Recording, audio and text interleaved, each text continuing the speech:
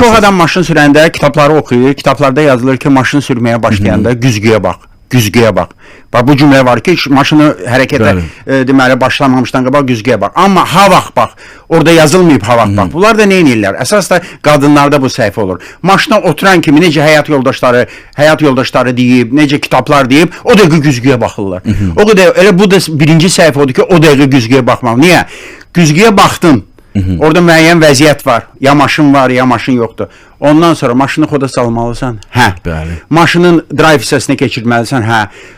Əl tormozunu buraxmalısan. Hə. Dönmüş ışıqlarını yandırma. Neçə saniyə keçdi? 10-12 saniyə keçdi.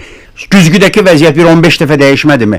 Onlar ikinci dəfə güzgüyə əgər baxacaqlarsa birinci dəfə nəyə baxırdılar? Və hərəkətə başlayıb deməli qəzaya düşürlər. Zəng eləyirlər həyat yoldaşlarına ki, Mamed maşını vurublar. Deyir, az sən güzgüyə baxmışdın. Deyir, Mamedin canı üçün baxmışdım. Baxmışdı. Amma güzgüyə ən son anda baxmaq lazımdır.